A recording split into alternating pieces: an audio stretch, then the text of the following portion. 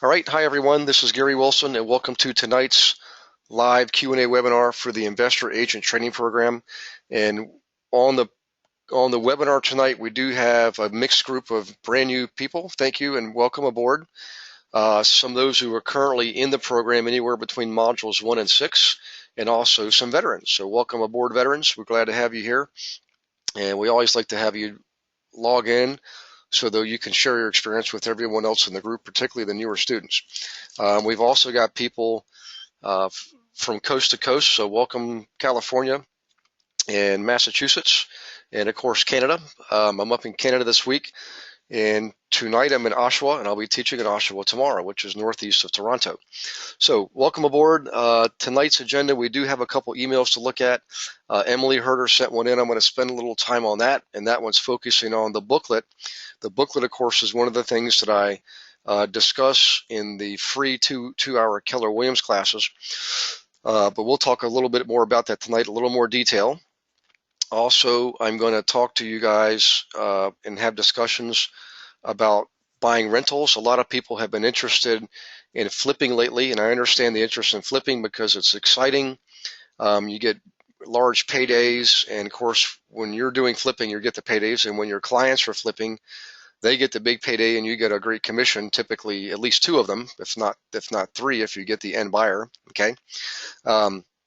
So I know it's a glamorous, exciting part of the business. However, I don't want to let the air out of your balloons, but I just want you to be mindful of the data. Whatever's going on in your marketplace, you always want to stay abreast of what's happening in your marketplace. And that's something else I want to discuss tonight, is what's currently happening across the U.S. and in Canada. And I may, and as a result, encourage you to begin focusing on rentals, and of course, in showing data to your clients to help encourage them to focus on rentals, at least for the timing. It's not that you can't flip. You certainly can flip anytime you want to. But what you're looking to do is maximize your efforts and monetize as many activities as possible. So if you're flipping in a market that's not such a great market for flipping, you're going to get some results, but not as greater results as you'd like to get. So what you might want to do is focus on rentals, okay, when you're going through a correction. And again, you can buy rentals anytime. What you're looking to do is choose the best strategy for you and your clients depending on what's going on in the market. And we've gone over that type of information before, either in the classes at the market centers or here live on these webinars or in the training material itself, okay? So in any case, without further ado, let's do this. Actually, before we get into the subject, I want to go over something with you guys, a trend that's occurring within our group. And when I say the group, I mean everybody from coast to coast. And what we started seeing back in, I think it was June, perhaps July, our market centers are forming study groups around this training program, which is awesome. So it started in Northern Virginia with a guy named Steve Gaskins. He's a team leader, and his, I think, productivity coach, Audrey is her name. And then we saw it occurring up in upstate New York. So if there's any New Yorkers on the webinar here, please let me know. Just give me a shout out on the question box. Let me know that you're on here. Sarah, Catherine, there was a number of you guys that were looking to form study groups. Both of you, of course, were in the Syracuse office, but they also wanted to do the same thing up in Buffalo and down in Albany, New York. Okay, as a result of that, we're seeing an increased improvement in how fast people are moving through the program. Now, you still get your modules once a week, but what's happening is people are applying the material more quickly and progressing through the marketing campaigns more quickly, and of course getting results more quickly. So wherever you are, I encourage you to form a study group within your market center. If you need help doing that, just raise the question, raise your hand, and we'll be glad to help you figure out how to get that started. The other thing that's occurring too is I don't think Dave Gambasini's on the webinar tonight. I think he has to dial in actually if he's on. Next week in Massachusetts, we're helping that group, the regional area, kick off their first mastermind. So there's going to be students there from multiple offices getting together at one of the market centers, and we're going to do a mastermind group, and I'm going to help them launch it so that they can continue on their own. If you guys are interested in this, please let me know. That it doesn't cost you anything. It's just part of the program. one of the things that we do to help you out. Masterminds are an awesome way to share information amongst people across different market centers. And I personally love them. I belong to my own mastermind group. In fact, two of them. Of course, I have my own coach. So it's an excellent, excellent way to dig further into material and share information, see what some of the veterans are doing. Okay. And typically people like Dave love helping other people and don't mind. He's actually shared some of his own techniques already with the group up in Boston. So take that to heart, guys. Please reach out. Let us know if you'd like to do that, and I'll help you get started. In fact, if I'm in the area, because I've already been asked to come back to areas to teach again. In fact, I'll be going back to Maryland here coming up soon because I've been asked, and I've only was there last month. They already want me to come back. I'm going back to Northern California for a third time in December. So if you're in California here, let me know. I'll be in the Sacramento and the Bay Area both the first week of December. I'll be in Central California the middle week of December. That's the week of December 7th. And I will be in Southern California, San Diego area the week of December 16th, I believe. So is that right? No, December 14th. I'm sorry. In any case, so for those of you who've in any areas where I've already taught and you want to do a mastermind, please let me know. I'll be glad to show up when I'm there. And just like I'm doing in Boston, help facilitate the very first one, and you'll be off and running. So it looks like I already got a couple of questions here. Hang on one second. Let's see. This is Sue would like help with the study group. Very well. So Sue, go ahead and shoot me an email if you don't mind. And between now and next week, I'll be able to get to it. And let's see if we can't do a little strategy session to get you started. Let's see, Gary, I'm in Albany, New York, and was wondering if you know if there is a study group here. And this is Dina. Hi, Dina. Hopefully your name didn't get cut off there. What I'll do, Dina, shoot me an email again, please, and I'll have Beverly bring up the roster for Albany. You guys are a little far away from Syracuse to be able to participate in a regional level mastermind, but within your own office, you certainly have enough people for a study group. I think there was 7, maybe 8 or 9 people in your office. So let's get that together, and I'll help you form that. Someone in your office actually was going to spearhead that, and I can't remember her name to save my life right now. So Dina, if you could remind me, let's get to that between now and next week, and we'll get you started. I don't have plans to come back to upstate New York yet, but I will be in the other parts of New York coming up here in the next several months, probably after the holidays, actually. But remember, my sister lives there, and I'm commuting all the time between Ontario, the London area of Ontario, and New England, so I go right through New York. I'll be more than happy to stop in for a day, have dinner with you guys, and help you do a group, okay? Okay, let's move on to the first email. Hang on one second. And this is Emily Herder.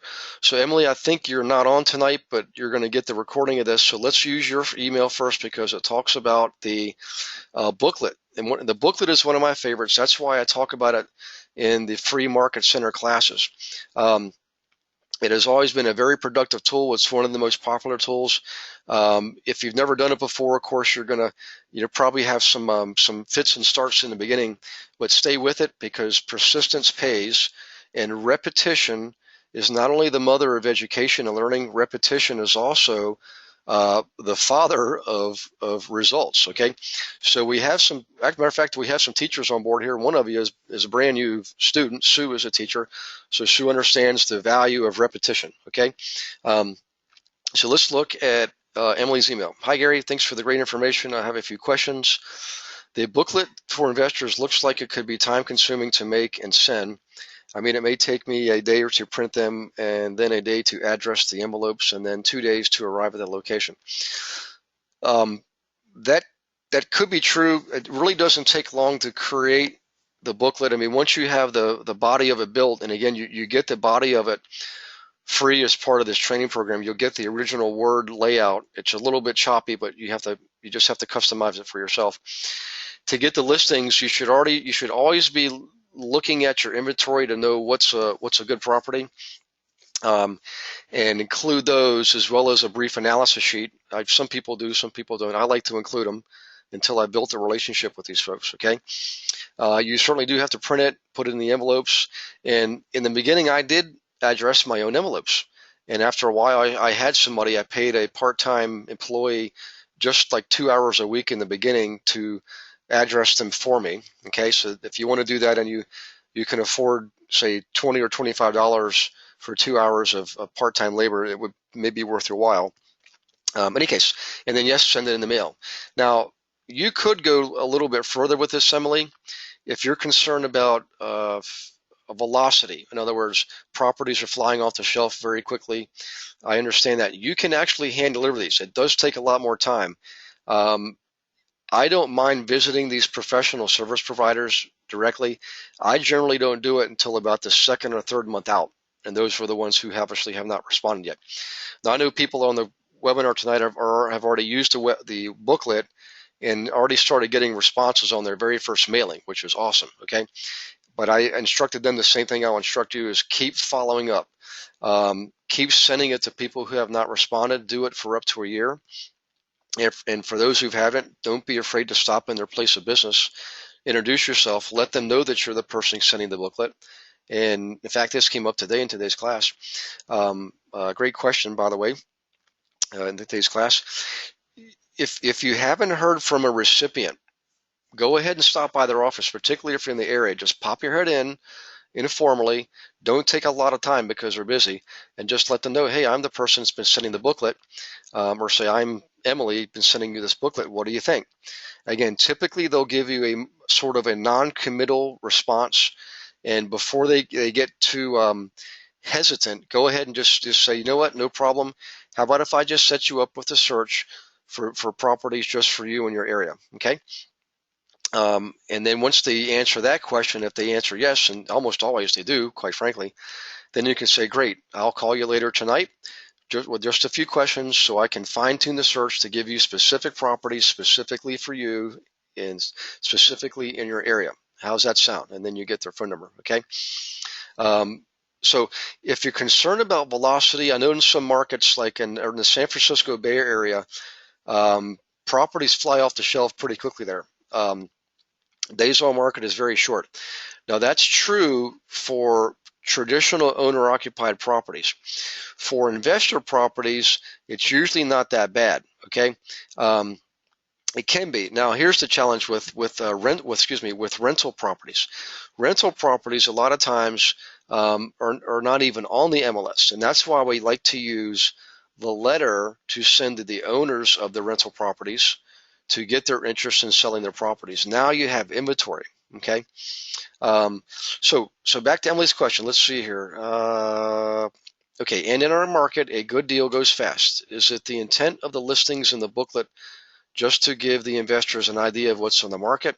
Because I'm feeling like the property would already be under contract by the time they got the booklet.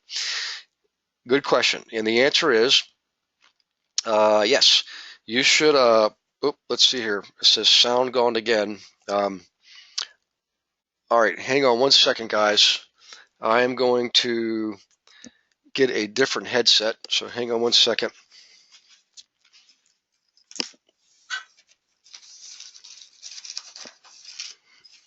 Okay. Now, let me check real quick. Sound is distorting again. Let me do this. I'm going to plug in another headset, so hang on one second, guys. I've got a backup here. It's well, I was going to say not as good as this one. This one actually is a higher quality boom. I'm not sure what's going on here. It seems like it's the hotel. Whenever it's some hotels I'm in, this happens, and it must be the wireless network. So hang on one second.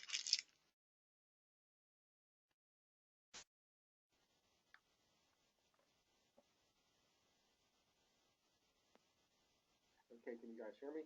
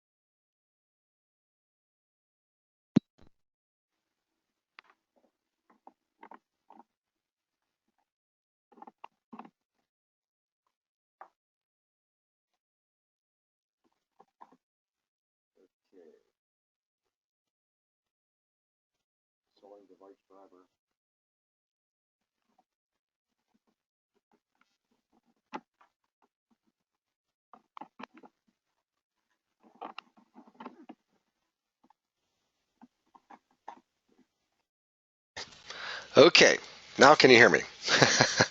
Sorry about that. So let's see. We look for response. Okay, so far you guys are saying yes, you can hear me. Let me look for a few more responses. If you can hear me, let me do this real quick. Okay, how about now? And let's check the responses. Okay, is that any better? Let's check responses. Okay, so far so good. But I'm not getting any response. Hopefully you guys are able to hear me okay. Let's see, do I need that there? Okay, let's see here. Dashboard, audio, speakers. Okay, it says the mic's working, guys. And I can hear myself, so let me go back here. All right, Sue and Jim, can you guys hear me okay? Hang on one second. Whoops. Okay, Sue, can you hear me? Okay, let me check Sue's response. Yep, says the mic's okay and the boom's okay. So this is really unusual.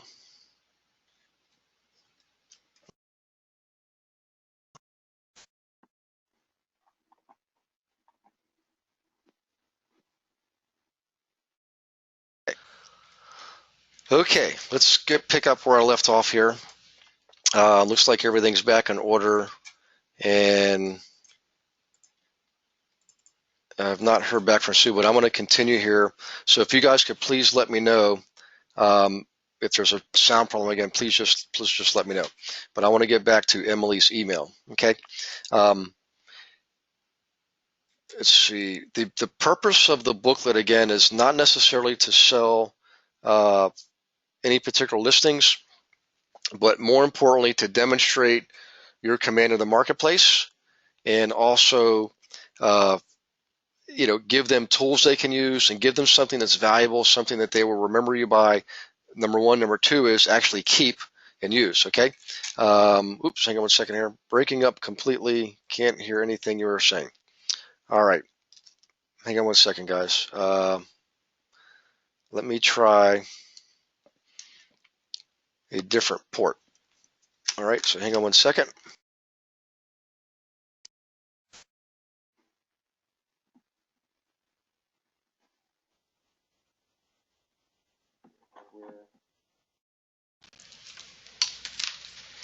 Okay, I just tried a new port, so if you could please let me know if this is better. I'm just getting, okay, that's working. Hallelujah. So what I did, guys, is I went to a different port. So I apologize for the brief delay there and interruption in service. I'll see if I can, this happens about once every 10 or so webinars. I got to figure out if there's a way to overcome this, because I don't like that happening. In any case, back to Emily's email. The big question is, you're really not using the booklet to sell particular listings. What you're trying to do is you're trying to demonstrate that you have a command of the marketplace and you have the tools to help these folks be successful, and you have the information. Okay, so that's what you're trying to do, because remember, eventually you may be providing inventory that's not even necessarily on the MLS system. Okay, so keep that in mind. Keep in mind the purpose of the booklet. Okay, let's see. Second question is, where do you recommend we find the doctors and dentists, etc., to whom we will be sending these booklets? You mentioned the book of lists and the yellow pages. What is the best resource? Let's see here. Hang on one second. Can't understand what you're saying. I hope the replay. Yes. Okay. Sounds like we're still having audio issues, and I'm not exactly sure why. let me do this. Hang on one second here.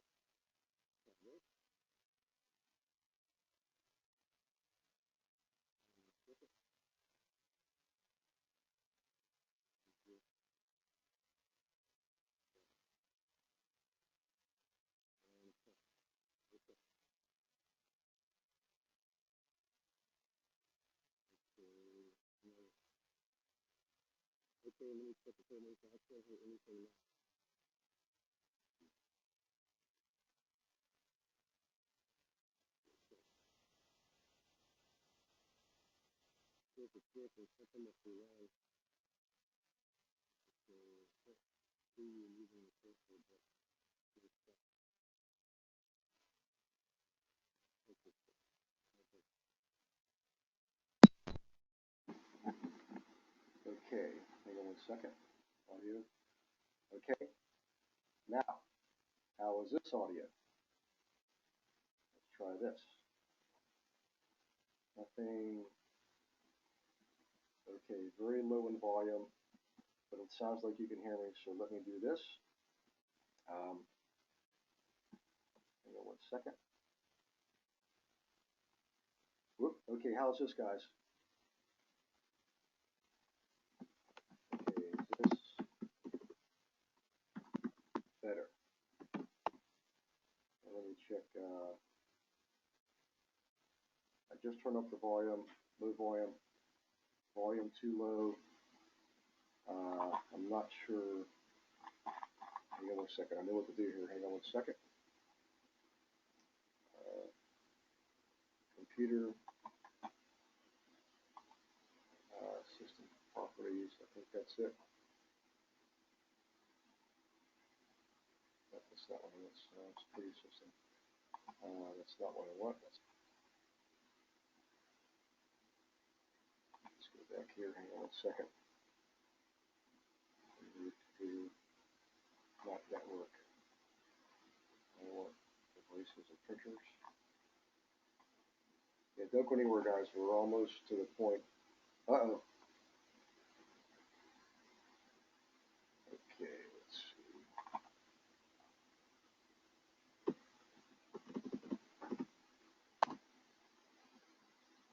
Should get me to systems here, network, internet, sound. Okay. All right, says everything's working there. How options display when it's how to play devices and printers. Manage all your devices. Speakers. Let's try this. Okay, that's all okay. Recording, microphone is on and up. Okay. Let me reduce all this. Get out of here. And I'm going to double check here. Hang on a second, guys. This is the first time this has ever happened like this. This is crazy. Okay. Very faintly, but my volume is all the way up. Okay, I don't think I can turn mine any louder. I just checked everything. And it's all the way up here. So audio quality for the last 5 minutes. Check out the recording tomorrow. Yeah. Okay, I'm going to keep talking because it sounds like some of you guys are okay. I'm just baffled as far as what's going on here. But I'm going to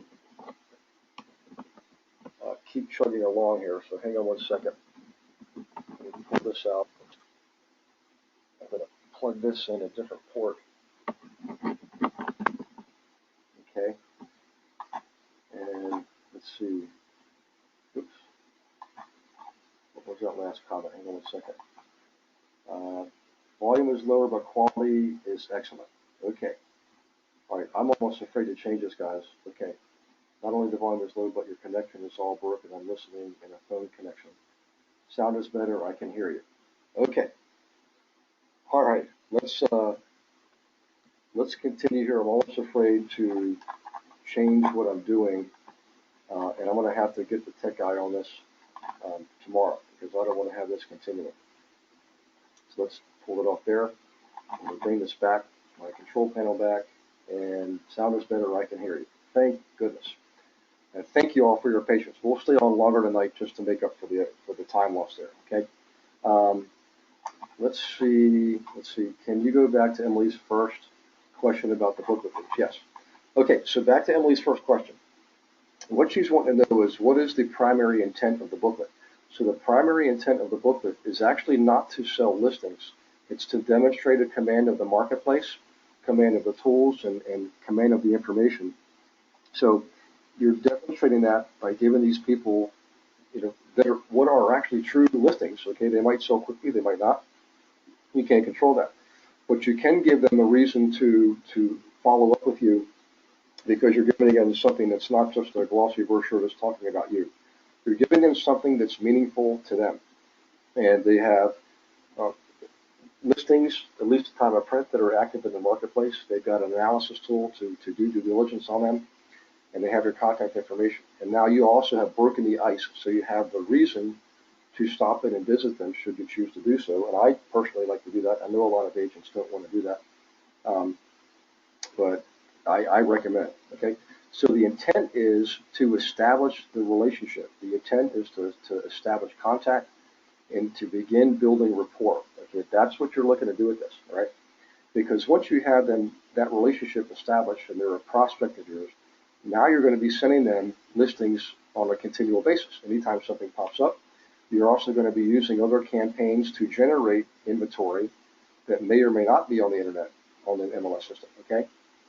So that's really the intent of the booklet, okay? So the second question is, where do you recommend we find the doctors and the dentists? And to whom will we be sending these booklets? You mentioned a list, uh, a big book of lists in the yellow pages, okay? All right, here's what I would do, Emily. I, I only give you the example of the big book of lists because that's what I did in the beginning. What I realize is I could be just as effective using the local phone book, okay? Because the phone book is in alphabetical order, and it's also uh, listed primarily by vocation and type of business, okay? So remember, if you're looking for particular people like dentists and chiropractors and the various types of engineers, you know, this isn't direct, by the way. With engineers, you're not going to be looking necessarily for engineer. You might be able to do that in the phone book, okay? But what you're looking for are businesses that would be owned by engineers, electrical contracting businesses, plumbing contracting businesses, and so forth, okay? So in any case, I like to use the phone book. In every area I go to, I've always determined that there's a preponderance of these professional service providers who are also high wage earners and also dedicated and loyal, and they just quite frankly make good investors, okay? So for everybody on the webinar here, you don't have to spend money on the big book of lists. In some parts of North America, you don't even have the big book of lists. So you have it in Toronto, you have it in Montreal, you have it in Boston, you have it in San Francisco, you have it in Washington, D.C. But really, the phone book is everywhere. I don't care what city you're in, what town you're in, big or small, even in towns that are small, like, say, Dayton, Ohio. Phone book works great there, okay? So that's where I go to focus on those particular groups. Now, you might not be able to focus on all of those groups because that could be too many people. So I would start with one group in the beginning, like chiropractors, for example, or whatever. Let's say you're married to a dental hygienist and you have access to dentists. Once you get to know one dentist, for example, and you meet their needs, now you're in the in group, okay? So I would focus on one group first and then move to the next group. I know I've instructed people, do not send out more than 100 of these at a time because you need to be able to handle the volume of calls, all right? These people, when they call you, they're not cold leads. They're actually a warmed up prospects based on how you've marketed them, okay? Okay, let's see, question number 3, but before I do, let me look over here. I Google search dentist in my area. That's Carol. Thanks, Carol. Carol, I believe, by the way, you're one of my most favorite participants because you're on every single webinar, and I appreciate that. And yes, that's true. You know, just use online. Matter of fact, the yellow pages are also online in every city and every town in the country and North America, excuse me. So you can Google search anything and everything. It works like a charm. You can also get ratings on people. You can find out who are the who are the top performers. Okay. Let's see. This is Dwayne. Dwayne says, with the real estate bubble burst in terms of flipping properties, what type of properties would you yourself focus on? Okay. All right. Thanks, Dwayne. This was a great question. I'll go ahead and cover that now before we get into Emily's third question. Well, depending on where you are in North America, you could be in an area where you still have a lot of bank inventory, okay? So even though inventory is tight, if you can use, in the U.S. that is, you can use the banktracker.com website to see what banks have foreclosures, and you can look at volume of foreclosures a number of different ways in any area of North America. And that does include Canada. A lot of people think Canada doesn't have foreclosures. We do have foreclosures up here, okay? It's just you have to find them differently. You have to use different techniques. You actually have to visit the local courthouse, okay? So back to Dwayne. In an area where there's still a good bit of bank inventory, I'm not opposed to picking those properties up to flip. The challenge is when you look at the numbers, when you look at the volume of properties and the volume of sales relative to the number of listings, you always want to have something that's about a 30 days on market turnover. Okay, velocity is about 30 days on market. If it's longer than that, particularly if it goes up to, say, 90 days or even 6 months, I absolutely would start to focus on rentals. In fact, I would start focusing on rentals long before that happens. So if you follow the trend in your marketplace and you notice that you are, let's say in the San Francisco Bay Area, their days on market was at one point 11 days, then it was 18 days. This is across the board. When it got to 30 days, that's an indicator that the market's changing. Okay, so I always look ahead. Matter of fact, what I do is I lead the market with everything I do. I lead the market with pricing. So if pricing is going up and I'm flipping homes, I'm gonna add 10% to my price when I flip a home. Okay, because I'm gonna lead the market. If the market's declining, I will pull back and reduce the price of my flips as the market declines. Now at that point, obviously I'm going to stop flipping. Um, I like flips no matter what the market's doing. So I would always, Dwayne, I would always be in the market I'm sorry, rentals. I would always be in the market for rentals no matter what. The difference is your flipping is what's going to go up and down with the marketplace. You will always be in the rental market, and you will adjust your flipping depending on the market conditions. So right now, overall, this is the final answer to Dwayne's question. I actually would focus on rentals. In fact, Dwayne, that was one of the key things I was going to discuss tonight. So kudos to you for using your intuitive abilities to pick up on that. So let's see here. Um, Back to Emily's third question. Okay, in your last Q&A, you mentioned that you had a guide for flippers. I did not receive that. That should have gone out to everybody. Um, if you did not receive it, please let me know. As part of this program, just because you're a current student, what's going to happen is you have access to other information and other tools we have and other books that are written on these subjects, and for the most part, it's free. You get all these books for free. So if you guys want to remind me, if you're still interested in flipping, at least after tonight's discussion, I'll certainly give you the book on flipping. There is a webinar coming up on Thursday the 10th. It's in addition to our regularly scheduled webinars. The next one's next Tuesday night, again, as a reminder. But next Thursday the 10th, I'm doing a webinar just on flipping because we're doing another pilot program for people who want to really dig into flipping and focus on that and actually flip themselves. So you'll have an opportunity to listen on that and participate if you like. So if everybody's interested in flipping, we'll do that. Now, having said that, I'm going to get back to Dwayne's question here later and talk about the virtue of getting into rentals right now. Okay, let's see here. Next question for Emily. Okay, in the county court filings, there are a lot of foreclosures. At that point, can I be of any help to them? Is there any reason for me to contact them? All right, Emily, I'd be honest with you. Years ago, I used to approach people who were in or going into foreclosure, and I stopped doing it because it took up so much time. I was making so much money working with conventional investors who didn't have money problems. Again, professional high wage earners. Um, I didn't have to go after pre-foreclosure and foreclosure listings.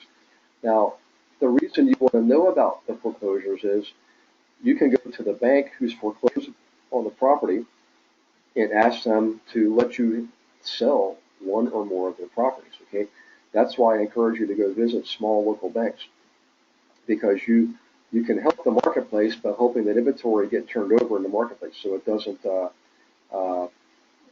The marketplace is going to have to go through its trend no matter what.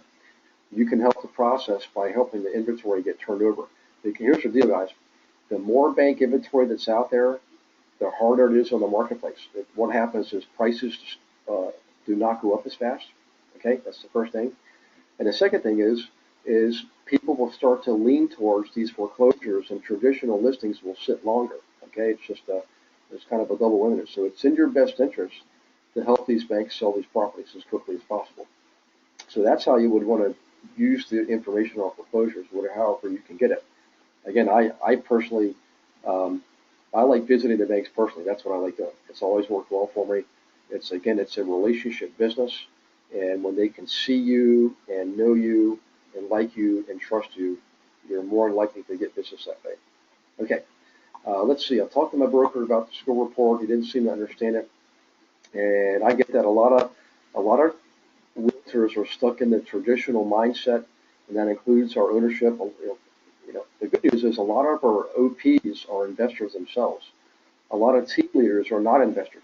Um, so In any case, I don't under, I don't understand his comment about using broker biometrics. I understand that, but it's actually called broker metrics. I have broker metrics too, Emily. But the reality is, um, if you have enough people in your office who have taken this program, what you want to do is use take the school report in your module one, print that off, and take it in and show them how it's used and why it's so valuable. Because every agent in the market center can use that report to save time, energy, and money on the marketing. And if you want to, have them call the Pittsburgh North office. It's Karen Stoffer's a team leader. They have a brand new director of first impressions. Also, they have a new MCA. But they produce that report every 90 days. That report. In Canada, it's called an area report. In the U.S., it's called a school report. Okay, but it doesn't make sense for each of you to produce it individually. It makes more sense to have one person in your office create it, put it on the resource page of the office website, and it'll save a lot of people a lot of money. That's the bottom line. Everywhere it's used, people love it. Okay. Um, okay. Let's see here. Let me move forward. Let me check for questions here real quick. Um, okay. Google search. I got that. I got that. It looks like some of you are still having a volume issue. Some of you are okay and some of you are not. I don't know. I don't understand why. But before we do the next one, I'm gonna look into this and I'll see if the hotel I'm at next Tuesday has basically a more robust internet connection other than their standard Wi-Fi. If there is, I'll pay for it because it seems to be it's when this happens, it's like once a month or something. And it just could be I'm just far away from the front office, so I'm far away from their wireless router, if you will. It could be something as simple as that. So I've got to find that out, and I'll solve that for you before the next time. Okay, let's see here. Next subject. All right, we talked about buying rentals. So let me flip over here. Um, and thanks to Dwayne for prompting this because I actually had this to talk about tonight. And Dwayne is very intuitive. You guys see what's going on in the marketplace. You hear what's being discussed on these webinars. And here's something I really want you to consider, not just for yourselves, but more importantly, for your clients. Okay.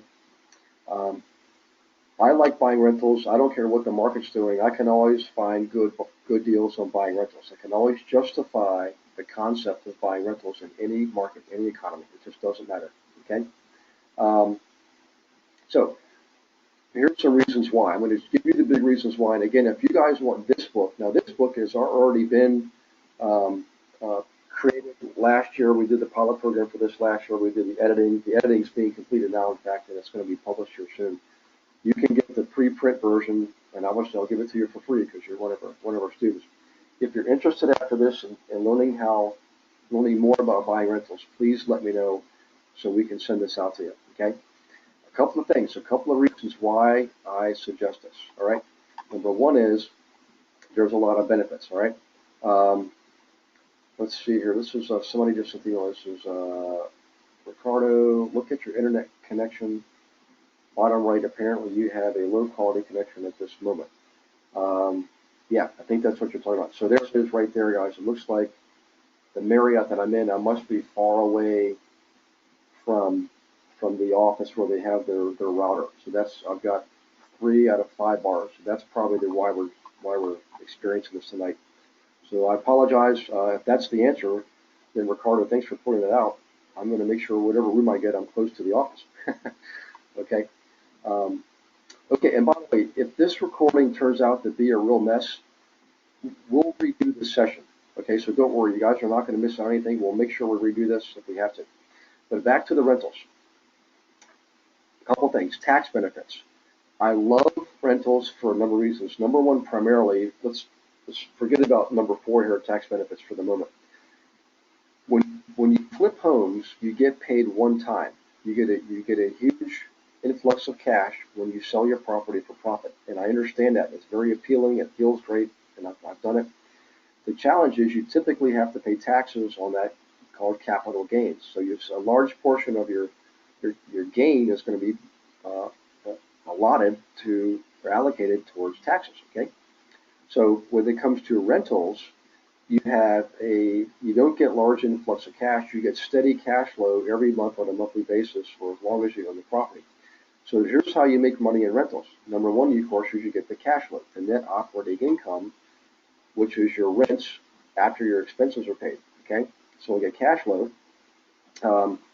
You also get equity pay down, equity buy down, which means if you finance it with a mortgage, which you typically will, over time your mortgage is paid down, so you have more ownership in the property.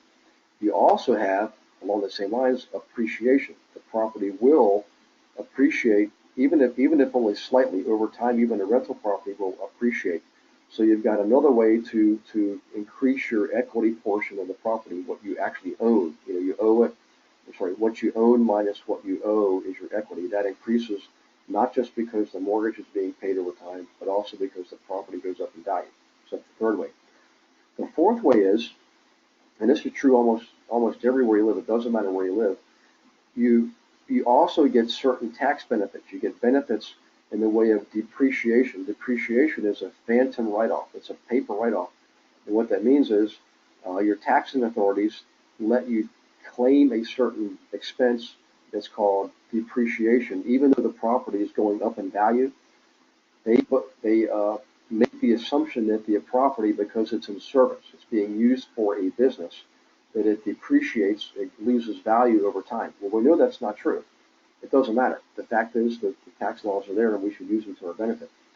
Even if your area that doesn't allow that, you still have another way to make money on rentals, and that is you can finally sell it, whether you've owned it 10 years, 12 years, whatever, 15 years, 30 years. You can sell it for a profit. And the reason I point that out is, even though it's obvious, I've owned other businesses. I've owned several other businesses, and I can tell you, when you own a beauty shop or a garage and you go to sell it, it's not nearly as easy as it is to sell a piece of property, because when you're selling a beauty shop, you're only going to appeal to people who want a beauty shop, which is a small segment of society. When I sell a piece of real estate, there are far more people out there who will be interested in buying a piece of real estate.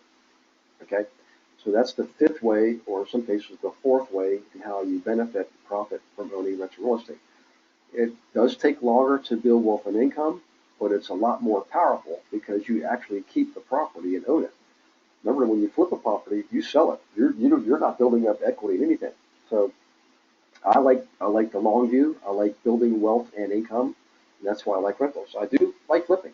I do flip when I want to raise capital quickly. Okay, but you have to, when you flip, the way I teach you, you have to use cash. You can't be borrowing money from everybody and running a lot of risk. Okay, it's a different subject, different for a different call. In any case, back to the subject here. I highly recommend that you use a corporate entity to buy properties, depending on where you are. It doesn't have to be a C corp or a traditional type corporation. You can have partnerships. You can do limited liability companies. You can do all kinds of stuff. I like using LLCs. Okay. Now, up in Canada, I've only done things in my own personal name. However, I'm getting ready to form a company up here, because the business tax structure in Canada for small businesses is actually more favorable right now than it is in the States. Okay, that's why I'm doing that. Okay, let's see. Moving on here. How to pay. Now, it says here financing, just say no. The reality is, with interest rates as low as they are, I do encourage you to finance, but only what's necessary. What I want you guys to do is build up cash flow by using your license to service other investors to generate additional commissions. Save that up to make your down payment, okay, and use a bank note for the rest. You'll get a much lower interest rate that way, and you're also going to have a much stronger position to operate from, and cash flow much more from that property if it's not 100% leveraged, or in other words, not 100% financed. I know that runs counter to a lot of what everybody's been reading and being taught on late night television. However, I can tell you from experience, and also from knowing a lot of investors around North America who've done quite well in Canada and U.S. They actually, a lot of them use cash. Okay, they don't want to have the risk of having a lot of financing out there. I know people who have virtually almost no debt. All right, in the beginning, yes, put down 35%. Some areas you got to put down 35%. Some areas you can put down 20%. I know a lot of areas I looked at in Canada, you've got to put down 35%. Just be patient, build up your cash reserves, and put down your 35%. Finance the other 65%. And here's why I say that. One of my favorite ratios is the 2/3, 1/3 ratio. In other words, I only want to owe 2/3 of what I own. So in Canada, that fits my model perfectly. Okay. Now that's on the asset liability side. That's what you own versus or minus what you owe. On the income expense side, in other words, money coming in on a monthly basis, rents coming in versus debt service going out, principal interest on your mortgage payment going out. That I don't want to see to be more than 1/3. I don't want you to see have a interest payment, a mortgage payment with interest and principal that's more than 1/3 of your gross receipts. Okay. So let's see here, locating properties. Now the good news is everybody here has already received Module 1 of the Investor Agent Training Program. And if you've got that and you're into Module 2, you already have the basic information on how to locate the properties, okay? Let's see here, types of properties. For rentals, you can certainly rent out single-family homes. I recommend small multi-unit properties. When you're first starting off, just start off with 2, 3, and 4-unit properties. And the reason I'm telling you this is not just for your own purposes, guys, but also for you to help your investors who are first starting out themselves. Some of them are going to say, I want to buy a 10-unit building. Well, you eventually can get to that point, but let's start off with the basics and do a small property first, because you're going to have to learn the basics. You might as well learn the basics on something that's low risk, okay? If you're going to make mistakes, make mistakes on a small property instead of making mistakes on a large property. Trust me, okay? You're going to take your lumps, and so are your clients. You're going to reduce the risk by following the program and starting off small. Believe me, it'll take off over time. Most people that I've seen that I've worked with have been able to retire in as few as 18 months and no more than 5 years. An average of say 3 years. That's what I tell people. It's about 3 years. Okay. Any case,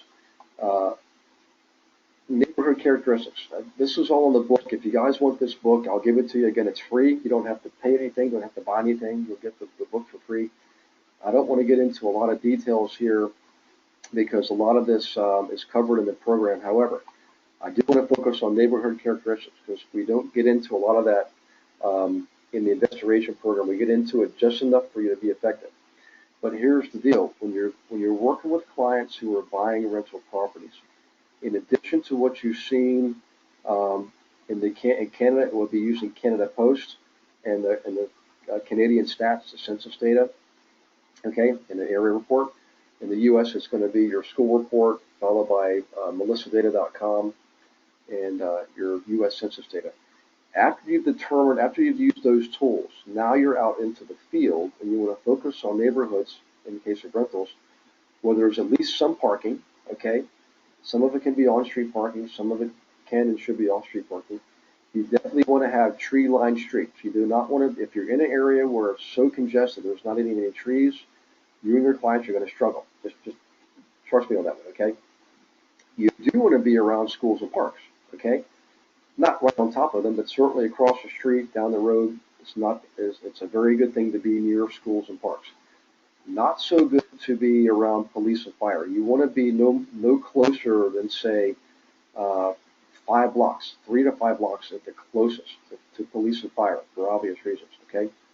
You also do not want to be around a lot of non-residential. You definitely do not want to be around industrial areas. You don't want to be too close to office park areas. It's okay to be near them, just not right on top of them. Being around a shopping center is not so bad, just not right on top of it, but it's great for people to be able to walk to shopping, okay? So keep those things in mind. I want you to take notes on this because I want you to review your notes later and think about everything that's implied here. When we talk about this, 1, 2, 3, 4, 5, what does that imply? Okay, it's very important. It looks like we had a question come in, so let me go back here. I got 1 second. Here it is. This is Stuart. Hi, Stuart. Long time no see. Hope you're doing well.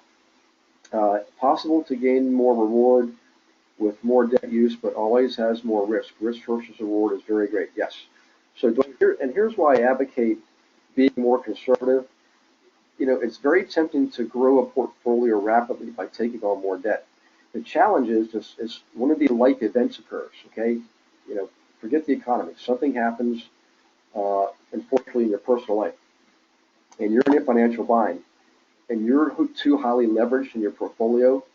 You could suffer some damage, and I don't want to see people suffer. Okay, I know my methodology is conservative. It does seem like it's the tortoise, not the hare, but here's the deal. Would you rather be the tortoise where you constantly see gains and very, very little risk?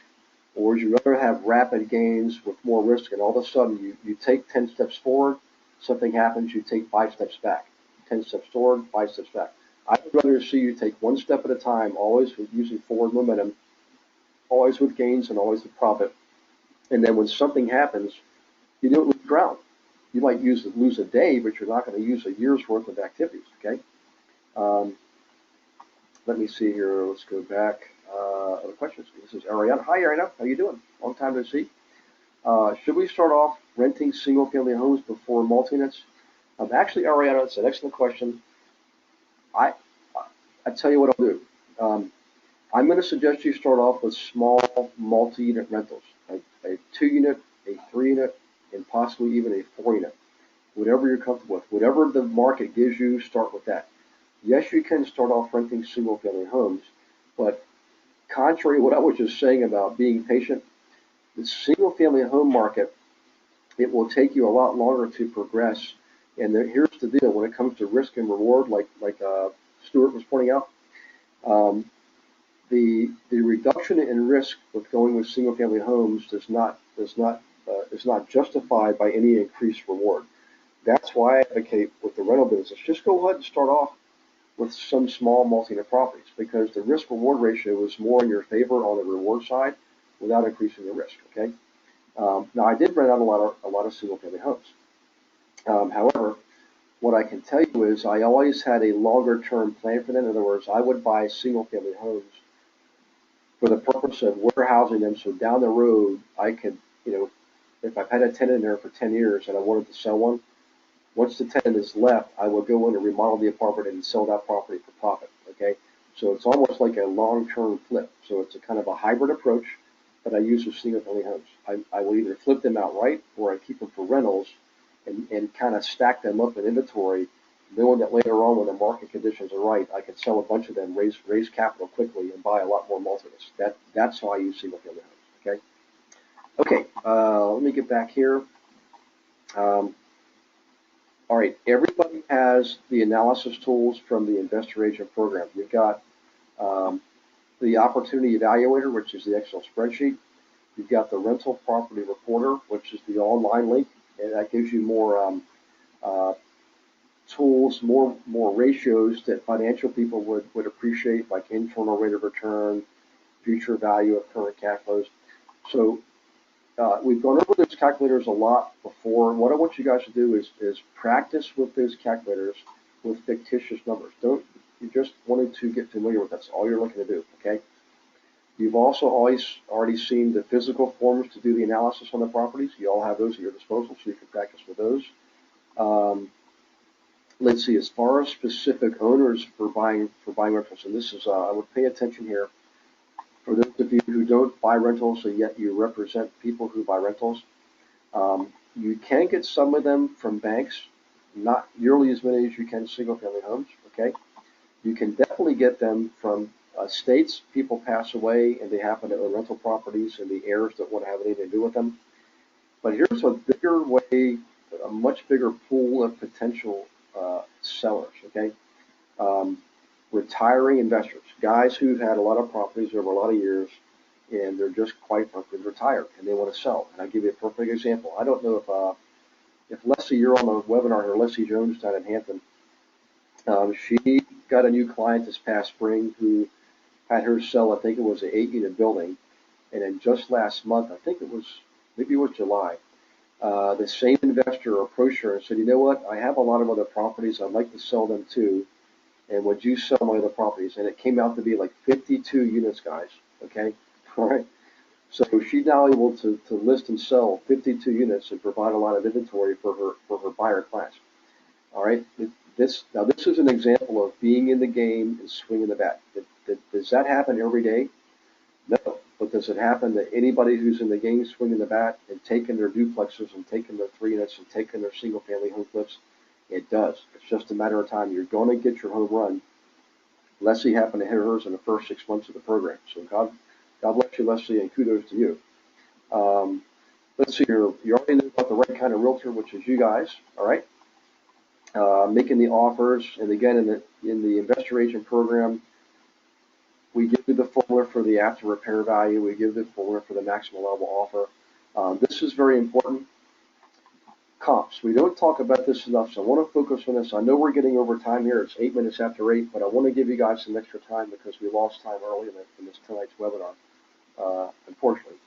So whenever you're working with investors, you always want your investors to determine if a property is worthwhile investing in. Okay, let them do the analysis. Give them the tools. Let them do the analysis. However, where you come into play is providing comparable sales, because at the end of the day, before an offer is extended, you always want to give it the litmus test. You want to validate it that the offer is a good offer for your client against other sales in the area. So if your client's looking to buy a 3-unit building, you want to look and see what other 3-unit buildings are selling for or have sold for in the last 90 days, 6 months, what have you, in that area and other similar areas. Okay. So some people call this a CMA. I really don't like CMAs because there's a lot of fluff in there. I would rather just give them a good old-fashioned email and say, look, here's all the 3-unit properties that have sold in the last 90 days in these areas. And I would tell them what the areas are so they can validate that the areas are comparable. Okay. Now they're making a good, educated decision backed up with a bit of validation on the information that only you can provide them. Okay, they can't get comps. They have to have you get comps. Very, very important. That I would never short-circuit the process and cut this out. I know a lot of people do that. But again, if you can help prevent your clients from making a mistake, please do it. Help them be successful so you can be more successful. Okay? All right, that's really what I wanted to cover tonight on buying rentals. The rest of the stuff is about getting ready for the closing. And of course, your clients should already be aware that they should get title insurance. As a matter of fact, I insist that they do. They need homeowners insurance. They got to get this utility switched over. In the case of rentals that are already occupied, you've got to transfer deposits and you've got to assign leases. Okay, and you have to prorate the rent. So if you close in the middle of the month, the old owner gets credit for half the month's rent, and the new owner gets credit for the other half of the month's rent. Just obvious things that a lot of people tend to overlook. I want you to pay attention to that, and again, it's in the material in the book. Property management, we won't get into that too much, you guys. You've all heard me talk about that enough. In fact, we have so much interest in property management, we actually are putting that program together also for you guys. There's about 30 of you who've expressed a strong desire to be involved with property management. All right, we talked about investing retail versus wholesale before. Personally, I like buying turnkey rentals. In other words, I like buying properties that are already up and running because they have a current demonstrated track record that I can look at. Right? I can also look at the tenants. If you buy a property that's wholesale, in other words, it needs a lot of work, it's maybe a bank foreclosure or an empty property from an estate sale, a lot of times they need a lot of work. Okay, and you really don't know what that place is how it will perform in the marketplace. You can project pretty well, but it's a lot more risky. Plus, you got to do some rehab on it, and eventually rent it out, and eventually refinance it. The life cycle of option B is much, much, much longer. You have a much longer waiting period before you get any income coming in. Okay, because you're going to buy it, rehab it, and eventually rent it out. With turnkey properties, they're producing income from day one. I love turnkey properties because the day I buy it, I get rent beginning that day. Okay. Also, guys, very important. In today's economy, bankers, lenders prefer lending against turnkey properties that are already in service and showing income. They do not like this approach right now. Okay, they haven't for years. It's very risky. Some banks will do it right now because the lending standards are loosening up. Um, but you're still going to have a hard time finding a lender who will finance this whole project here. Okay. All right. I think, let me check here for questions here real quick, guys, because I just gave you a lot to think about. Yeah, looks like I'm caught up on the questions here, and it is 8:15. So any other questions about buying rentals and why I'm kind of advocating it right now? Just interesting that Dwayne's question popped up because I already had determined we're going to talk about that tonight based on everything I'm seeing in Canada and the U.S., okay? Again, coast to coast. So real quick, by the way, I told you about my December plans for California. In November, the first week in November, I will be in Tennessee. Second week, I'll be in and around Atlanta, Georgia. And the third week of November, I'll be in and around Orlando, Florida. Uh, let's see, the week of October 19th, I will be back in Pennsylvania. In the week of October 26th, I'm actually going back to New England, Massachusetts, and New Hampshire. So, lucky you guys. All right. Okay, I think that is it, guys. Let's see here. Let me look for more questions. Hey, Gary, can't wait for us all to meet you next Wednesday. Thanks, Luke. I look forward to seeing you guys too. I think that's the Worcester office. Hopefully, I pronounced that right. And I'm going to be spending time, by the way, with Dave over this weekend. He's going to come up and do some surfing with me. My old buddy Dana Truman, who's a broker up in Maine, he also owns a surf shop. So we're going to help Dana launch his wholesaling business. We're going to have a 90-day plan set up for him over the weekend. And I'll share that with you guys too if you'd be interested in that. And say, hey Dave, I can't wait either too. Thanks, buddy. Okay, guys. Sorry about the technology challenges tonight. I wish I could have overcome that more easily.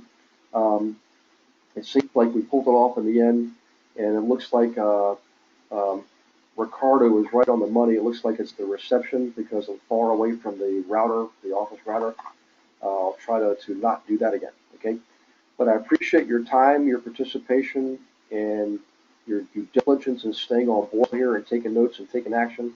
I look forward to continued success in serving you guys and doing some surfing and masterminding for the immediate group in Massachusetts. Okay, God bless you all. Hope you have a good Labor Day weekend. Bye-bye.